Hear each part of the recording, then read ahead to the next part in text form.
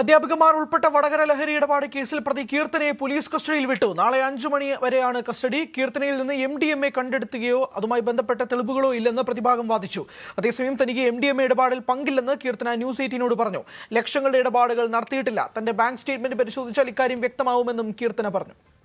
രണ്ട് സ്റ്റേറ്റ്മെന്റും കൊയിലാണ്ടിയും ഗ്രാമീണും കറക്റ്റായിട്ട് നിങ്ങൾ നോക്കുക. സ്റ്റേറ്റ്മെന്റ് രൂപ മൈനസ് ആണ്. അന്വേഷണ ഉദ്യോഗസ്ഥർ പറയുന്നത് എല്ലാം സത്യം വിചാരിച്ചിട്ട് മാധ്യമങ്ങൾ അത് അറിയണം. സത്യം നിങ്ങൾ കറക്റ്റായിട്ട് സത്യം പങ്കില്ല. നിങ്ങൾ കറക്റ്റായിട്ട് നോക്കുക. നിങ്ങൾ എന്റെ സ്റ്റേറ്റ്മെന്റ് നോക്കുക. കൊയിലാണ്ടി ഗ്രാമീണ ബാങ്കും കനറ ബാങ്കും കേട്ടോ, അതിന് മൈനസ് ആണ്. ഇതുവരെ കൊടുത്തിട്ടില്ല. ഞാനൊരു അധ്യാപികയാണ്, ഒരു ആൺകുട്ടിന്റെ അമ്മയാണ്. അന്വേഷണ ഉദ്യോഗസ്ഥർ പറയുന്ന എല്ലാം സത്യമാണെന്ന് വിചാരിച്ചിട്ട് ഞാനൊരു മനുഷ്യനാണ്. അനീഷ് കുമാറിന്റെ വിശദാംശങ്ങളുമായി. അനീഷ്, ഞാനൊരു അധ്യാപികയാണ്, ഒരു കുട്ടിയുടെ അമ്മയാണ് എന്നൊക്കെയാണ് കീർത്തന പറയുന്നത്. കീർത്തനയുടെ പേരിൽ കേസ് ഇല്ല, പ്രതിഭാഗം ബാധിക്കുന്നതും അങ്ങനെ തന്നെയാണ്. എന്നാൽ സ്റ്റേറ്റ്മെന്റ് പരിശോധിച്ചോളൂ എന്ന് കീർത്തന പറയുമ്പോൾ കേസിന് എങ്ങോട്ടേക്കാണ്? എന്തായാലും പോലീസ് കസ്റ്റഡിയിലേക്ക് കീർത്തനയെ വിടുന്നുണ്ട്.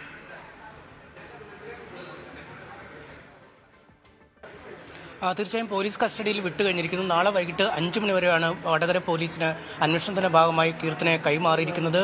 എന്തായാലും അതിനുശേഷം ഇപ്പോൾ ജില്ലാ ആശുപത്രിയിൽ വൈദ്യപരിശോധനയ്ക്കായി എത്തിച്ചിരിക്കുകയാണ്. അവിടെ വൈദ്യപരിശോധന നടക്കുന്ന ദൃശ്യങ്ങൾ നമുക്ക് കാണുകയും ചെയ്യാം. എന്തായാലും കോടതിയിൽ അഭിഭാഷകൻ വാദിച്ചത് കീർത്തനയ്ക്ക് കേസുമായി പങ്കില്ല.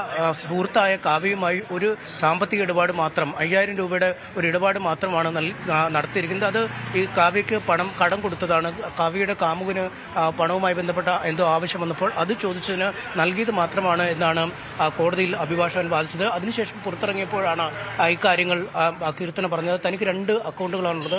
ആ 2 അക്കൗണ്ടുകളും പരിശോധിക്കാം. അതിൽ ലോൺ അക്കൗണ്ട് അടക്കം ഇപ്പോൾ മൈനസായി നിൽക്കുന്ന ഒരു സാഹചര്യമാണുള്ളത്. താൻ MDMA കടത്തിയിട്ടില്ല, അല്ലെങ്കിൽ MDMAയുടെ ഇടപാട് നടത്തിയിട്ടില്ല. താൻ ഒരു അധ്യാപികയാണ്, ഒപ്പം ഒരു ആൺകുട്ടിയുടെ അമ്മയാണ് എന്നൊക്കെയാണ് അവർ പറയുന്നത്. എന്തായാലും പ്രതികളെപ്പോഴും അവരുടെ ഭാഗം ന്യായീകരിക്കുന്നതിനുള്ള ശ്രമങ്ങൾ നടത്തും എന്ന് നമുക്കറിയാം. അഭിഭാഷകരും കോടതിയിൽ അങ്ങനെ തന്നെ വാദിക്കും. പക്ഷേ കൃത്യമായ തെളിവുകളുണ്ട് എന്നാണ് പോലീസ് പറയുന്നത്. ആ തെളിവുകളുമായി ബന്ധപ്പെട്ട വിശദാംശങ്ങളൊക്കെ ഈ കേസിന്റെ ഈ ഘട്ടത്തിൽ നൽകേണ്ടതുമില്ല. കാരണം കേസ് അന്വേഷണം പ്രാഥമിക ഘട്ടത്തിലാണ് നടന്നിരിക്കുന്നത്. ഇനിയിപ്പോൾ ഇവരുടെ അക്കൗണ്ടിൽ നിന്നും ലക്ഷങ്ങൾ പോയില്ലെങ്കിലും കാവ്യയുടെ അക്കൗണ്ടിൽ നിന്നും മറ്റൊക്കെ ലക്ഷങ്ങൾ ഈ കണ്ണൂർ സ്വദേശിയായ ആൾക്ക് ലഭിച്ചതായി നേരത്തെ തന്നെ കണ്ടെത്തുകയും ചെയ്തിരുന്നു. ഇതിൽ വിശദമായ ഡിജിറ്റൽ പരിശോധനകളും ഈ മൊബൈൽ ഫോൺ അടിസ്ഥാനമാക്കിയുള്ള പരിശോധനകളൊക്കെ പുരോഗമിക്കുന്ന സാഹചര്യമാണ്. എന്തായാലും പ്രതിയെ കസ്റ്റഡിയിൽ കിട്ടിയാൽ ഈ കേസുമായി ബന്ധപ്പെട്ട കൂടുതൽ വിവരങ്ങൾ അറിയാൻ കഴിയും എന്നാണ് പോലീസ് കോടതിയിൽ വാദിച്ചത്. അക്കാര്യങ്ങൾ അംഗീകരിച്ചുകൊണ്ടാണ് ഇപ്പോൾ കസ്റ്റഡി വിട്ടു നൽകിയിരിക്കുന്നത്. ഏതാണ്ട് 2 ദിവസം പോലീസിന് ഇവരെ വിശദമായി തന്നെ ചോദ്യം ചെയ്യുന്നതിനുള്ള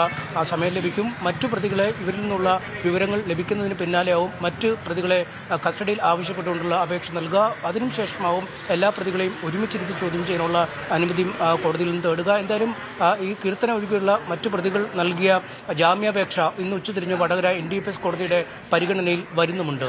ഹരി, ശരി, വ്യക്തമാണ്. എന്തായാലും അനീഷ് കുമാറാണ് വിശദാംശങ്ങൾ നൽകിയത്. കൂടുതൽ വാർത്തകൾക്ക് News 18 Keralam YouTube channel subscribe ചെയ്യുക.